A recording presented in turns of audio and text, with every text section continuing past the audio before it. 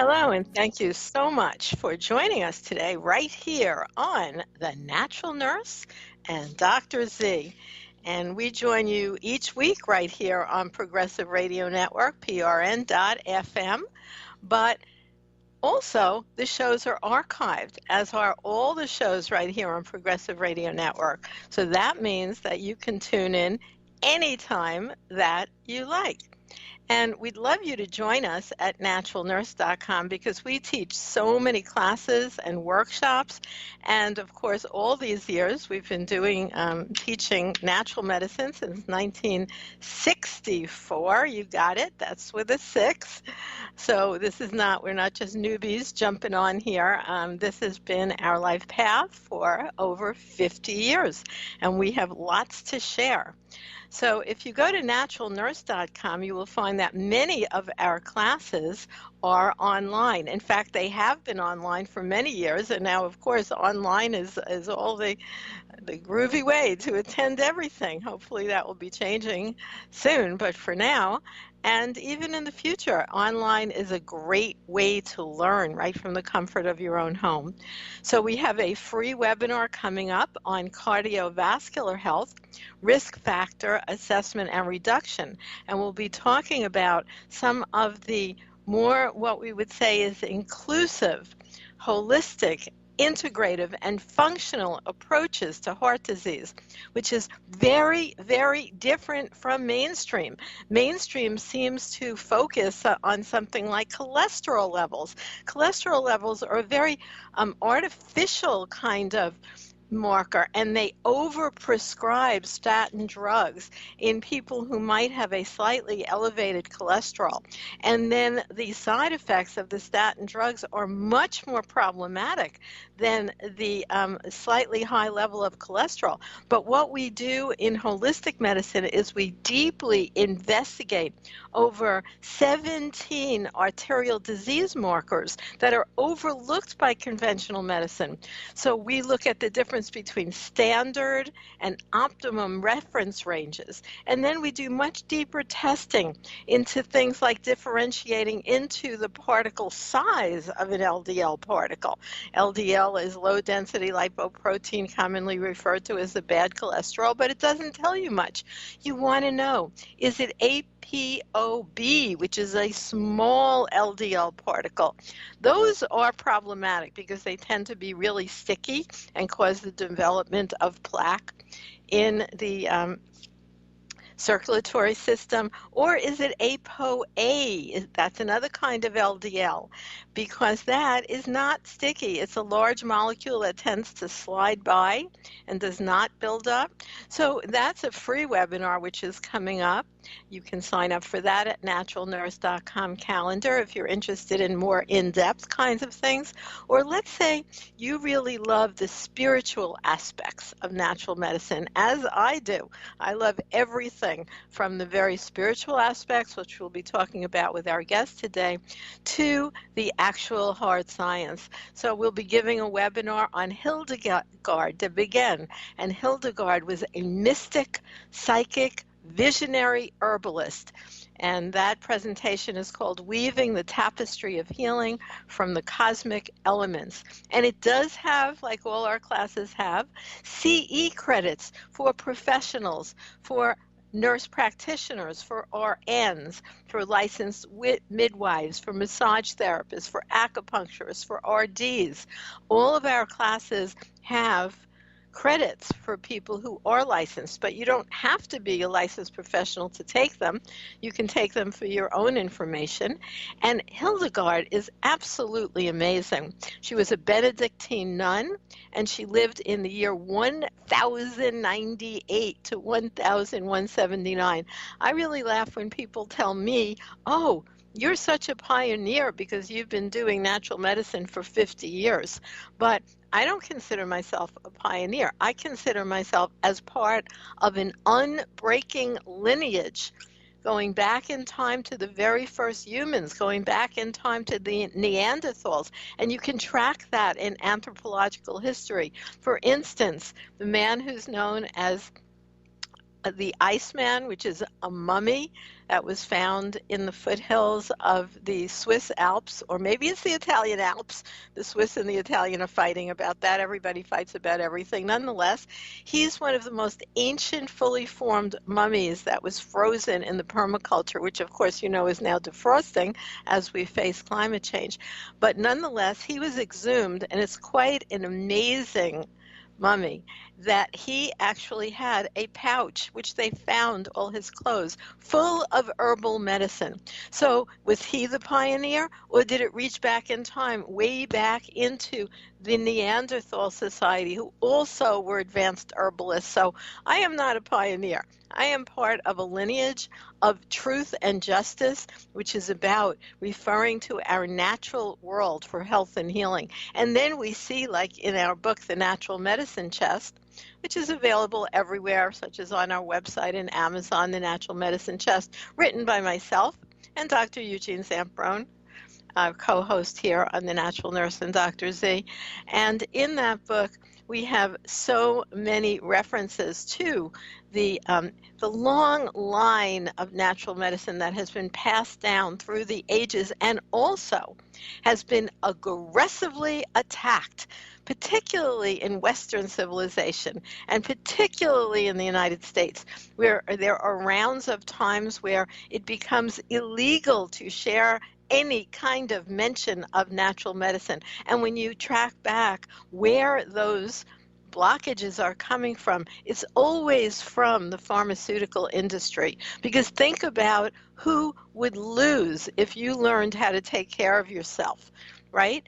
What's going to happen? You will use less pharmaceuticals. That would be the only negative effect. You won't visit the doctor less because the doctor is still the teacher. The doctor also can provide testing so you know where you stand in the correct kind of testing, such as doing a full nutritional analysis, such as doing an IgG food allergy analysis so you can find out which foods you react to, even if it's a long-term allergy that takes 3 days to manifest and can be something like a bad mood. That's important information. So it only threatens the pharmaceutical industry if you learn how to take care of yourself and your family. So you can join us for Hildegard. They begin Mystic, Psychic, Visionary, Herbalist. That is a course that grants credits, but of course you can take it for any reason you want. And we have another class coming up called Feeling the Consciousness of Plants. And then we have some on-ground classes set up right now where we go out into the field, gather and wildcraft plants and make them into herbal medicine. Maybe they're going to have to be changed into online. I don't know. But right now, I'm there for June. We still have them on the calendar. So check out the calendar at naturalnurse.com, and then you can go to calendar. If you'd like to be on our mailing list, go to naturalnurse.com and just go down to the left-hand corner, and you will be able to just put your email in, and you'll sign up on our email. So we're so happy to bring on board today our guest. She is a physician, Dr. Christine Page. And Dr. Page is a pioneer in the field of holistic healthcare, where she really focuses also on women's wellness. She's a charismatic speaker and a natural, intuitive, and wisdom keeper. And she's been referred to as a mystical physician, seeing herself as a bridge builder between different healing modalities and different states of consciousness. She's believing that illness is a messenger from the soul, and true healing involves transformation into wholeness. And she is the author of 9 books, including Frontiers of Health and the Handbook of Women's Mysteries. Her latest book, known as The Heart of the Great Mother, what a beautiful name, focuses on how to create and access portals that lead us all into a new world of peace, prosperity, and unity.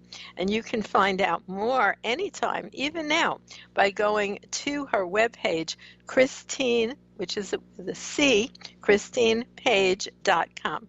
Thank you so much for joining us today, Dr. Christine. Thank you so much for inviting me. It's great to be with you and to hear your work as I'm just listening along. Yes, I've been doing this a long time as well, and Yes. have had such a fulfilling life because of it. That's why I also teach a class called Natural Career Paths for those people who would love to incorporate natural knowledge into their profession. And that's becoming more and more possible than it was way back when you started. Why don't we go back in time and investigate, why did you want to become a physician in the first place? It's a great question, and thank you for asking that, because I actually was brought up with healing and homeopathy and mysticism, and I've always been involved with, I've always been intuitive, I've always known and seen things. So a good question when you say, well, why did I go and become a doctor when I had all of that behind me already? And probably I'm of a similar age, so I also was doing all of this way back. And I thought that this was the normal way to look at someone in a real holistic way, mind, body, So spirit. wait, let me interrupt you 1 second. Were your parents then involved in this when you say you were brought up? And of course, Exactly, in the UK, exactly. are you from the UK I'm from or the some? UK, so we have a Yeah, very different system where right. we have what we call a common law, which says if you, from about 1766, it says that if you, as long as you don't imitate the Queen, a royal or a policeman or a doctor, you can do what you like. So that's why complementary medicine is so advanced in Britain, and we have 4 homeopathic hospitals within our National Health Service. And And we've isn't it always true, I read somewhere, perhaps it's true, that even in terms of our current health crisis with COVID-19, that the royal family has always used and continues to use homeopathy as a first line of defense? I think we've all used it. I would say yes. I mean, the royal family actually support the homeopathic institutes in Britain, as well as acupuncture, as well as osteopathy. I mean, all their horses are all treated this way. And so, yes, it would be very much not just I think a first aid, start with those things. But they've always integrated, of course, orthodox medicine as well. Right, which is really, actually, I think, good medicine. We Well, start off using this is that how I thing, which worked when is, I was a general practitioner, a family doctor. mhm, I had all my clients, all my patients had a pack of first aid homeopathy, a first aid aromatherapy, a first aid flower essences, so they knew what to do immediately. And vitamins, and they knew about all these things, and that's how it should be. So as you said, we're teachers. So I did a lot of teaching for my national health practice, and people would come and say, what can I do for myself? And that's very much the empowerment we need at this time. so much so. So much so. And we see what all this imbalance, certainly leads to when you even see such things as the ice caps completely melting. And yet there's no discussion about changing any of the things that cause that. Well, I'm very much into that, but my life's work has been about changing ourselves. I believe that the outer world is a reflection of our inner world as well. So it's not to say that I love looking at all those things, but I'm always saying first deal with yourself. And I'm also one of those doctors who says, doctor, heal thyself first. And that's why I've been fascinated in true holistic medicine, my own soul's journey. So, as you said, I was brought up in Britain, but my mother and my grandmother, etc., were all from Scotland, which is part of Britain, but they were very much seen as the wise women of the community. And that's why I have a very strong link to women stepping up as these community spiritual leaders, because they have a wisdom that goes beyond what the male can because of women's association with cycling, and that's a very big part of that. But I was brought up with all those natural ways. I went into orthodox medicine because it gave me access to so many other parts, and I love doing surgery, and I love delivering babies. But what I saw was that while we have someone doing something to someone else, even within complementary medicine, we weren't empowering our patients to find their own inner healing. And so for many years now, I've been teaching and sharing how to listen to your body, how to listen to your intuition, and seeing illness less as a problem and more of a solution. And literally something, because I believe that so often the illness comes when the soul is wanting to make some sort of change in its life. And I've experienced that myself, and that's my experience of over now 40-odd years of being a doctor. So you have been integrating really the best of both worlds. I had a young nurse yesterday, because as part of what I do in career path counseling, I help people transition to use what's best in science, in orthodox medical training, and moving towards being able to express yourself with a more holistic view, how you have, Dr. Christine Page. And she felt just like she was just going to drop out of nursing school because she really couldn't stand going through the training where they so much ignored anything useful. For instance, you're taught to wake people up to give them sleeping pills. Right, that's right. And that's really hard. And I have to say, when I went through nursing school back in 1973, I thought that was hard also. But, sometimes you just have to suck it up and do it for a short period of time so that it puts you in a position to create change in the future. I think there is that. I was very fortunate, like you. I was trained in the 70s, and we were trained as doctors to make a diagnosis on 80% story, history, 15% touching the patient, and 5% tests. That's all turned upside down. So oh, my God. That's amazing, Dr. My concern is, that I had doctors who were consultants who would say, watch how the patient walks, listen to the mother. It was all about intuition. Trust what you feel. And what I'm concerned about now, and especially watching the COVID situation, is these doctors are following regimes and they're not following their own inner wisdom. And the doctors who are stepping up, and nurses who are stepping up and saying, this isn't a normal corona problem, or this is what we need to do, I'm celebrating them. Because these regimes, which you said particularly are set up by pharma, is not the way we were trained to be doctors. We were trained to have differential diagnosis, which was what is happening in this patient and what do we really know, not from tests, but from listening, looking, the real old way of making a diagnosis, because the body has not changed in 1,000,000 years. So when people come up with a new illness, I say there's not a new illness. Truly, you're just giving it a name. What you have to understand is how the body works together, how all the organs want to work together, and where is it not doing that? That's very profound. It's really horrible seeing what's going on. I have to say, they keep calling me. I don't know about you, but the powers that be keep calling me because I have active medical licenses and begging that I come into work on the front lines there. Right. And truthfully, that's just not a place that I want to be, because I have been helping people even who have been positively diagnosed, and they're choosing to take another path. Obviously, they're not at the point of needing a ventilator. That's a different story. But it's a very sad situation. What about just in a regular doctor visit, Dr. Christine, where you already talked about talking to the patient, touching the patient, smelling the patient, really being there close and personal? In a regular doctor visit, not even talking about COVID-19, that's not going on anymore. The patient's on the table, the doctor's in the corner at the computer. That's right. Looking over their shoulder and trying to find the right code to type in, and never even gets near the patient. It's just horrendous. That's right. I've been in the States now for 20 years, and I chose not to redo my license or my exams to work here because I have been a teacher. I'm a messenger. I want to inspire others to listen to what they know. And I have a lot of doctors and nurses as clients and also students.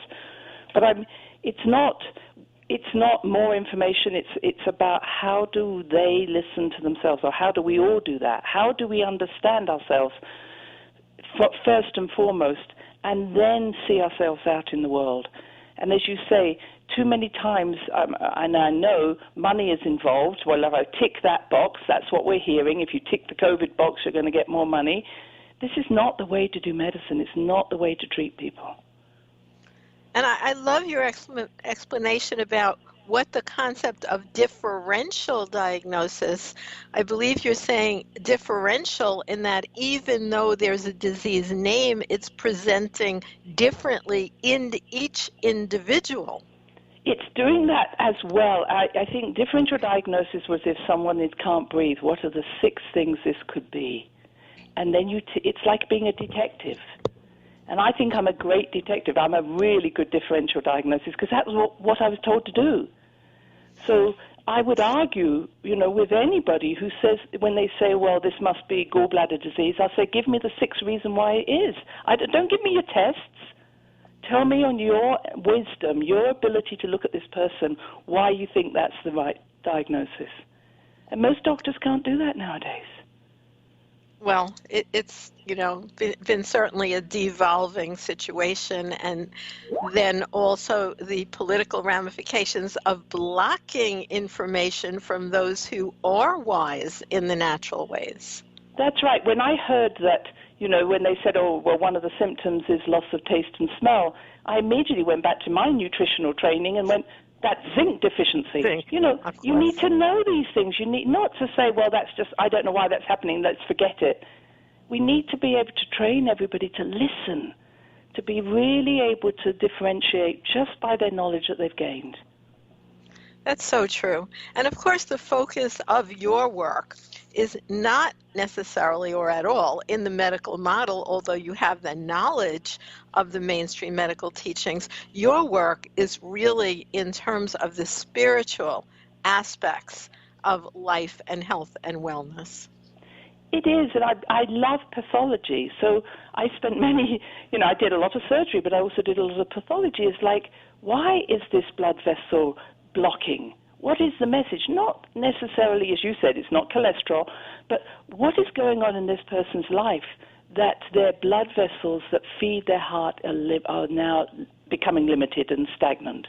And of course, the heart, the blood vessels in the heart, the coronary blood vessels that feed the heart, do this during the phase of relaxation, not the phase of systole.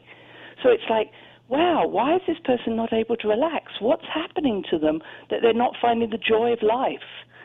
So I kind of combine everything I know from pathology, and then I work with how can we inspire this person to have an experience that brings back, that opens up those blood vessels, gives them more joy. That's how I work. Yes, and tell us since we're focusing on immunity in today's world right now, and it's Right. always something to be concerned about because it is our defense system. What is your perspective of immunity from the body, mind, and spirit? So immunity, I did a lot of work during the AIDS years, and that was really when I was really getting into holistic medicine. And so I worked with, when I trained, you could have an immunity book that was about 3 pages big. And then AIDS hit us, and we suddenly knew much more about immunity than we ever knew before.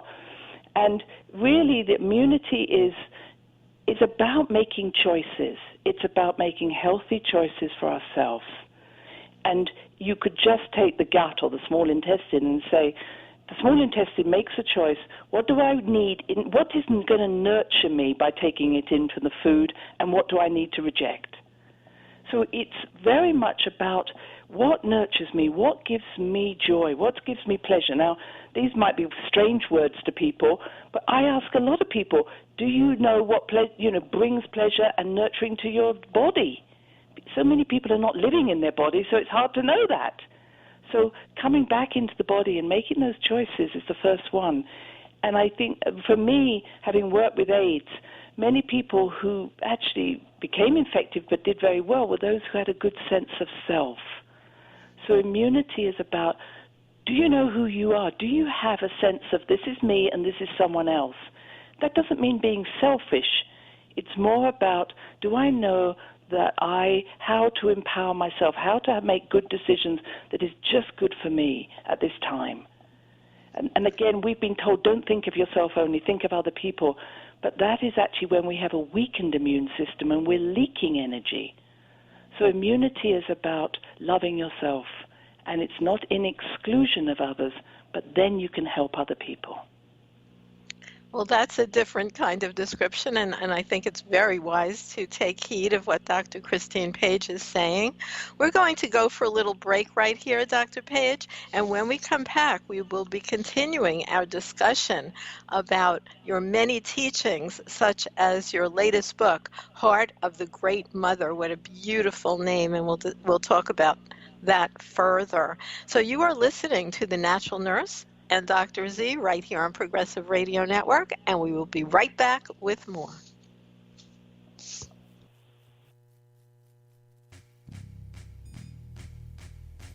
On this edition of the Natural Medicine Chest, we'll discuss sarsaparilla, or Smilax officinalis. Sarsaparilla is a tropical plant which grows in South America, Mexico, and Guatemala.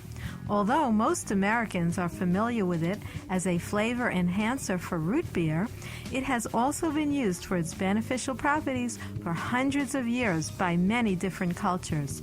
In Roman times, the young shoots were eaten, and the mature vines were worn as garlands at festivals of Bacchus. According to ancient Roman writings, sarsaparilla originated when the beautiful maiden Smilax was turned into a shrub after her love was slighted by the young crocus. Sarsaparilla was brought to Europe in the 16th century by Spanish traders. A French physician, Nicolas Monardus, published a comprehensive account of sarsaparilla as a treatment for syphilis in 1574. During Portuguese military operations in 1812, a British Inspector General of Hospitals noted its positive effect on syphilis patients. It has also been used in China for treatment of the same condition. Sarsaparilla was included in the United States Pharmacopoeia until 1950 as a recommended treatment of secondary syphilis. Sarsasparilla's medicinal action appears to be a result of binding bacterial endotoxins in the gut, thereby decreasing their absorption. This greatly reduces the stress on the liver and is likely responsible for its historic use as a tonic and blood purifier. In a controlled study of 92 patients published in the New England Journal of Medicine in 1942, a chemically active component of sarsaparilla called sarsapanin greatly improved psoriasis in 62% of the patients and resulted in complete clearance in 18%. Sarsaparilla is often recommended by naturopathic physicians for gout, arthritis, and psoriasis. Another folkloric use for sarsaparilla is as a tonic for male sexual potency. So, if you want a root beer flavored tea with a long history as a healthy tonic, reach for the sarsaparilla in your natural medicine chest.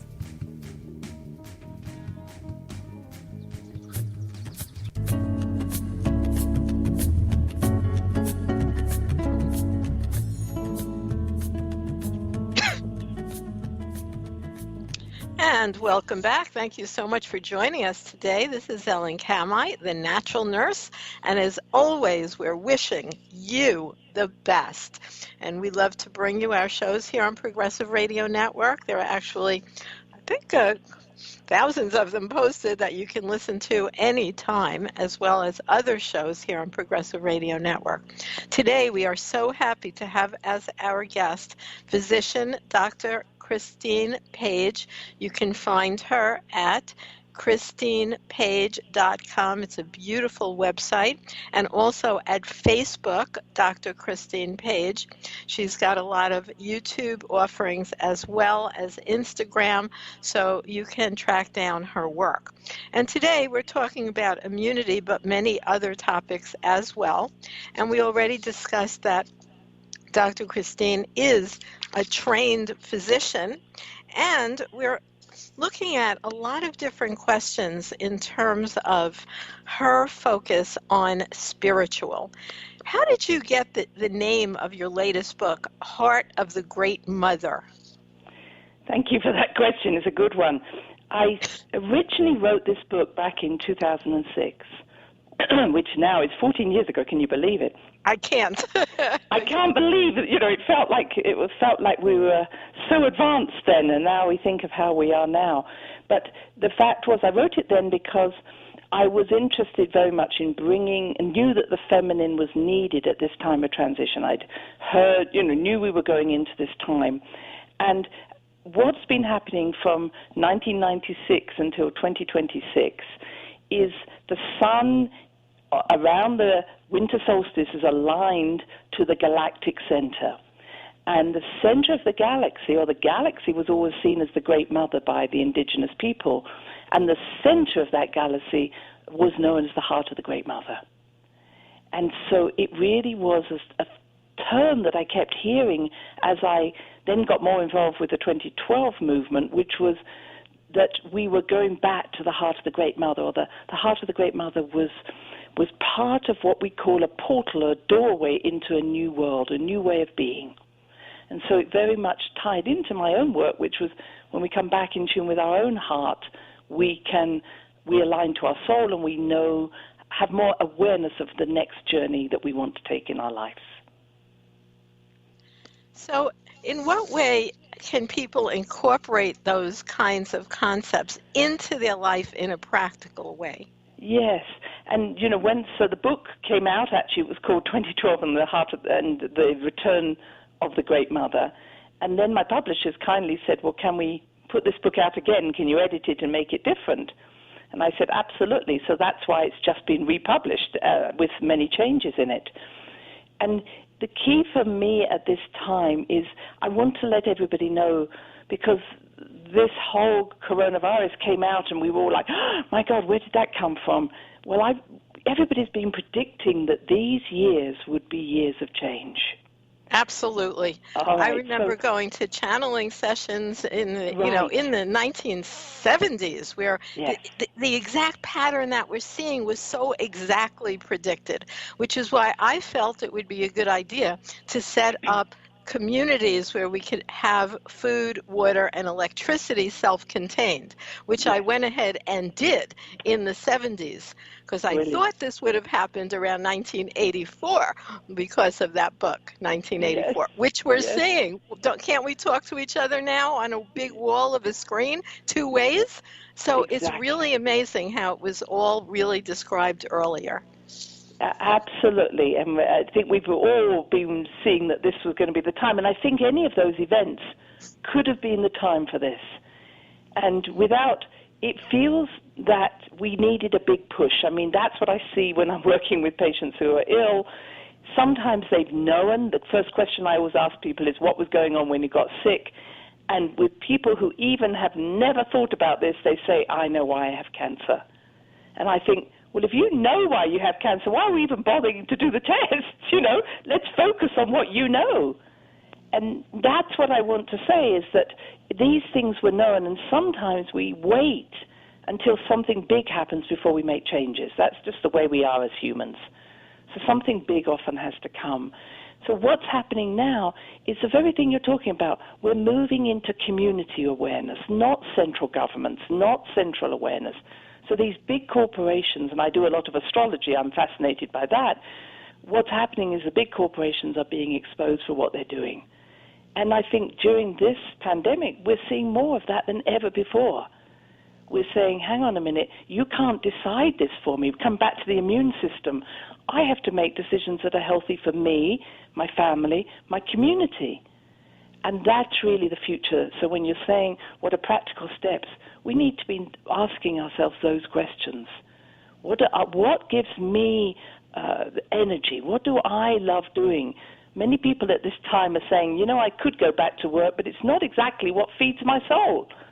So we're being given that chance to, if we can, and I know there's many times where we need just the money, we can't make those choices, but where you can, make a choice to do something that actually nurtures your soul, that makes you inspired, makes you excited, not because anything else is going to never give you enough. And then that next thing is we need to be looking to our families. People are having better relationships with their families, or not. I think there's also going to be a lot of divorces. People are saying, I don't actually like being around you. How do we make a better family life? Let's not kid ourselves that everything's going to be sweetness and light. And then the next thing is, how do we care for our community? And where I live in New Mexico, we're seeing devastation amongst our Native American population. And that so saddens me that I didn't even know, I've only been here a couple of years, but 30% of them don't even have running water. Why, in the United States, have we got people who don't have running water? So we need to understand and not just close our eyes, perhaps, to those who are in need right on our very doorstep.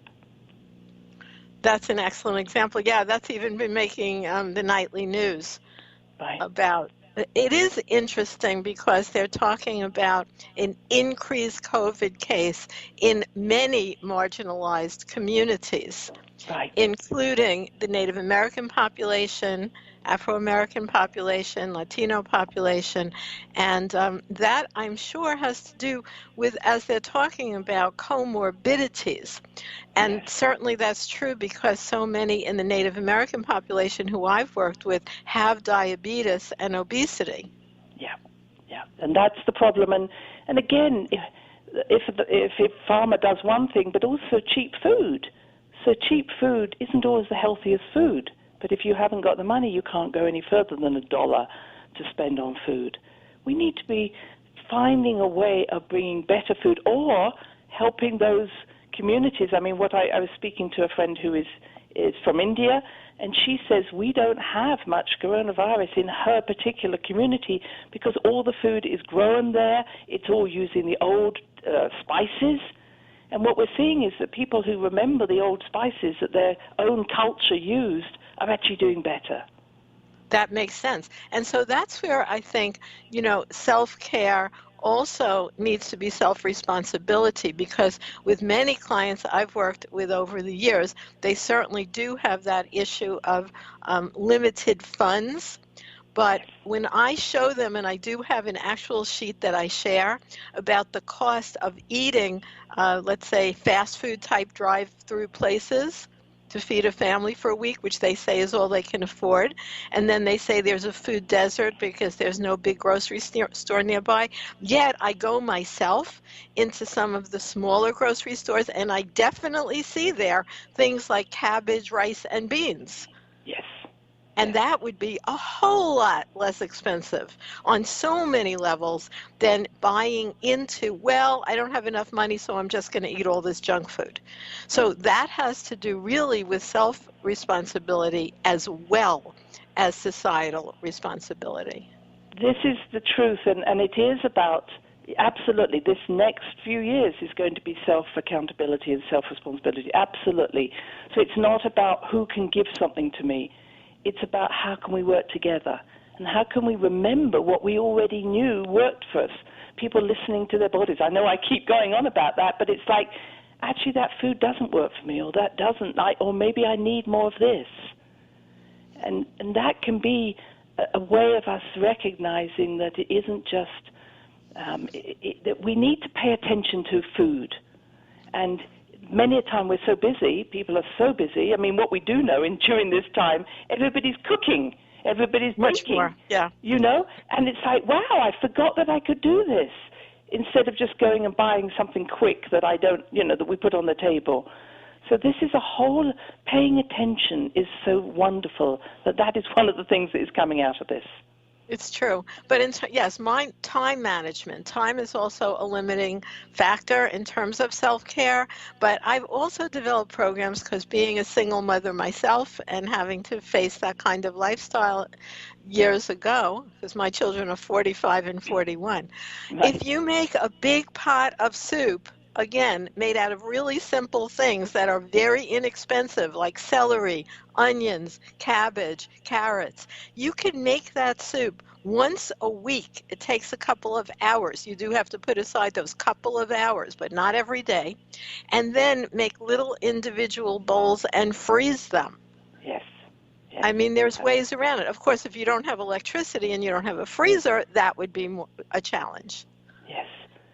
But there are ways to eat healthy, even within restrictions. And that's why I love so much. Dr. Christine, do you ever, I don't know in any of your books if you ever talk about how we tune into our own bodies. One technique I have found very useful is using dowsing, learning dowsing. Because once you learn self-dowsing, then it's free to use. And that can help you be a tool.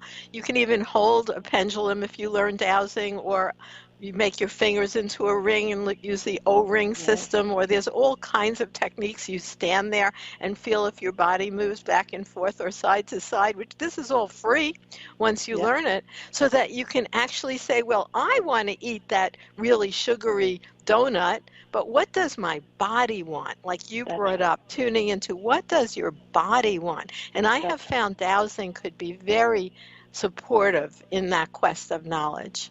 I think that's great. It's really good. And I think, I used to go and see babies, young, and they would be under the toddler age, and the mother would say, oh, they only want to eat this. And I'd go, they know what they need. Now, beyond the toddler phase, they're asking for other things. But a young baby does know what it wants. Under the age of 1, it does know. And I know that with people who are older and sicker, they know what they need. And so sometimes I'm the dowser. I wonder when you can wander around your supermarket, and I still can here. But sometimes I go, oh, I think I want some blueberries because they've got that vitamin A in them. Now, I don't need to know they've got vitamin A, but they've got the dark skin. Or I have some more spinach. Oh, it's got some more vitamin A. So taking your body as the dowsing, just as you said, and saying, I don't know, today I'm going to eat this. I made a choice when I went through the menopause that I hadn't eaten meat, but I realized that my body needed small amounts of red meat once in a while. And that, it wasn't necessarily a thought. It was my body saying, I need this. So yes, for people to go that's very beyond true. I should be eating this, or this is what's, to more like, what does my body need in this moment? And it might be a piece of chocolate, it might be some ice cream. But it's recognizing that when you listen to your body, you're never going to overindulge because you're working in a way that really, because you love your body, and your body is your friend, not your enemy. That's a beautiful way to put it. Now, what about illness from the soul's perspective? Because, one of the problems with that I have found is, let's talk about people who get cancer. Right. Then they begin to investigate more New Age spiritual teachings, and they come up within the feeling that it is their fault that they got the disease because of an incorrect focus, and that sometimes works to their detriment. Well, I've worked with a lot of cancer, and I developed breast cancer 8 or 9 years ago, and I never doubted that this was a gift. Now, I'm not asking everybody who's listening to say, wow, she's a bit crazy. I mean, you could say that. I'm saying I'm happy with that. But I realized that nothing else was going to get my attention. And what I learned was it wasn't about, so this is what, I had written, my first book is Frontiers of Health. I write about the message of disease. And I had written that it was about lack of self-love. But what I realized was it wasn't the fact that I didn't love myself in terms of eating the right foods or doing things, but I had lost the self that needed loving. And that is 85% of us who have had cancer. We are pleasers. We look for other people's needs to be met. And I realized that everybody else's needs were more important than mine. And that's the immune system I was talking about. It isn't, as I say, about being selfish. I'd lost myself. And I would guarantee if someone was to say to me, I have cancer, what do you have to say? I would say that's one of the biggest problems that we have. And so it's not about blame. And what not amused me, here I was in the middle of having breast cancer, and my first thought was I'm going to go and swim with the dolphins, which I did, because they're very close to my heart. But I couldn't believe how many people, without warranty, I did not ask them, kept giving me advice. You need to eat better. You need to do this. You should exercise more. And I thought, wow, who do you think you are to keep giving advice without even asking me, do you exercise? What do you eat? And the shaming that went in was just amazing. And it was only when someone said to me, oh, it's because your guides have all left you, you're not a good person. And because I've always had guides and my guides were just laughing so hard at that, I knew that it was all, if I may say, bullshit. And I'm just amazed that so many people are shamed when they get sick. So I guarantee you I'm not about shaming. People who come to me ask me, how can I work with this on a soul level, whatever other treatment I'm taking, because it empowers them. So it's not about what you haven't done. It's an opportunity for change. And I have seen and then worked with thousands of people who say, this has given me the opportunity to say no, to say I will not do that again, which can be very hard for someone who's a pleaser, to upset other people. Over care for others. Well, thank you for that explanation, and thank you for that personal sharing, Dr. Christine Page. And people can find out more at christinepage.com. We're going to take another break right here on The Natural Nurse and Dr. Z, and we'll let you know about lots of other shows that are right here on Progressive Radio Network, and perhaps you'd like to donate to the station so we can keep bringing you and everyone in the world the progressive information that is here on Progressive Radio Network, prn.fm. We'll be right back with more right here on The Natural Nurse and Dr. Z. Stay up to date with PRN for the latest on COVID-19, the coronavirus on prn.fm, the Progressive Radio Network. Hi, everybody. I am Karen Hartglass, the host of It's All About Food. Join me every Tuesday from 4 to 5 p.m. Eastern Time, or catch all of my shows in the archives. You can find my archived programs at the Progressive Radio Network website, or you can call my personal archive phone number to hear the most recent 5 episodes of It's All About Food. Here's the number, 1-701-719-0885. Here it is again, 1-701-719-0885. Learn about how we can solve many of the world's problems today and do it deliciously here on It's All About Food. New Yorkers are generous and they are grateful and gracious, and when you need help, we will be there for you. The soldiers in this fight are our healthcare professionals. It's the doctors, it's the nurses, it's the people who are working in the hospitals, it's the aides.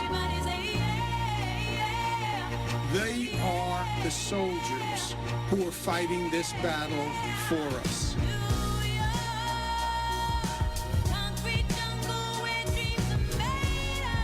You know the expression, save our troops, troops, quote unquote. In this battle, the troops are healthcare professionals. Thank you. The Progressive Radio Network. You are listening to PRN, Progressive Radio Network.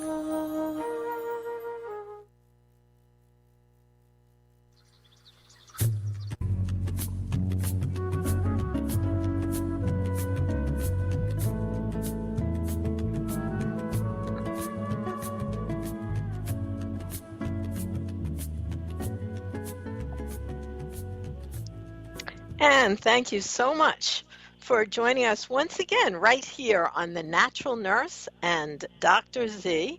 We are here today with our guest, Dr. Christine Page, who was educated as a physician in conventional medicine and was a surgeon and a clinician for many years, and she now focuses on more of a spiritual aspect of health and wellness, still bringing to that knowledge the science behind it and the physicality of it. Now, she believes that illness is a messenger from the soul, and true healing involves transformation into wholeness. She has many books, and by the way, I took a look at your website, Dr. Christine, and you have a lot of audio books available. I do. I have... I'm offering things in as many ways as possible, as well as I have my podcast, Heartspeak podcast.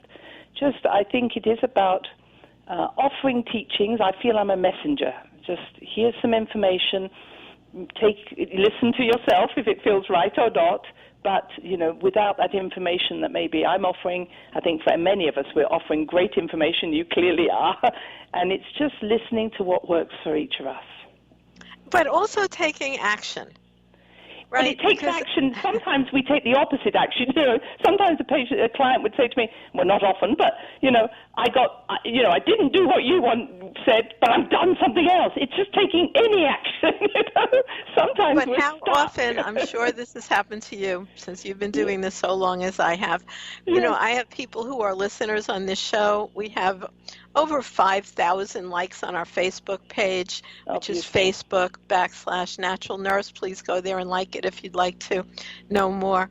But very often I've seen the same people, especially when we used to do things like in auditoriums with real people there. Remember those days? Yes. And the same people would come again and again, sometimes for 20 years. Yes. And they'll listen again and again, but have never done any of it, and then are either surprised, I guess, that they still have whatever the original issue is. Yes. In other words, you can't do it for your client. No. And that's why I think sometimes illness comes, because you're right. They may say, I picked your book up. The book's been out for how many years? I just picked it up, and we all do this. And I opened it, and it said exactly what I wanted to hear. But working as an intuitive, people call me, and they say, wow, you're telling me the same thing that the last 5 mediums have told me. And I go, this isn't about me telling you something. It's you taking action.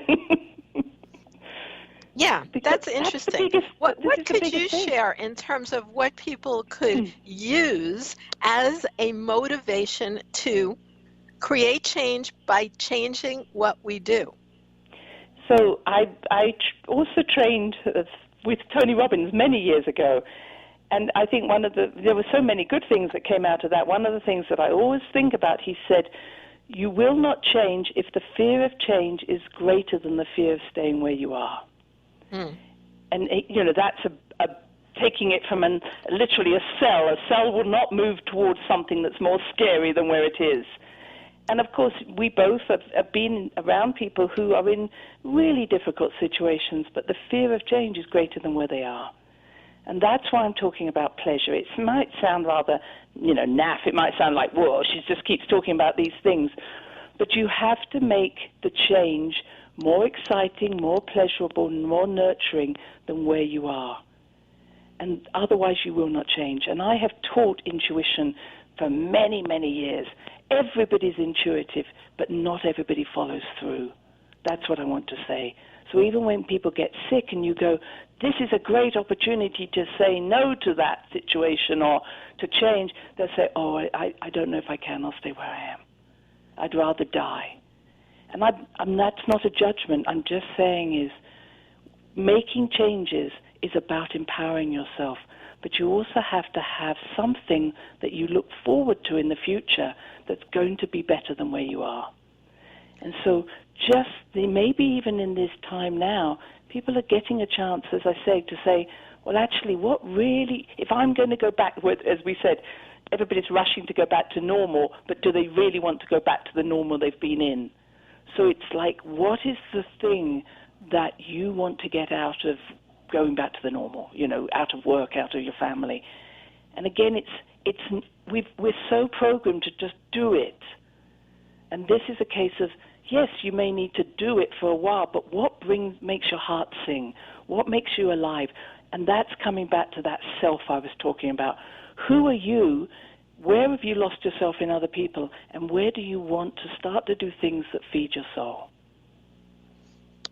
Well, in this time that we've all been given, I have found it to be a gift in terms of a lot more time for contemplation. Right. And a lot more time for yoga and things like that. I have found it really, really a wonderful retreat. But, I don't have my grandchildren are not in my house where I have to do the homeschooling every day. I feel so sorry for those who have my grandchildren, and actually they have to really do that. And all the parents who are home, that's an additional challenge. But for me, it's been really a time of increased contemplation that I have been grateful for.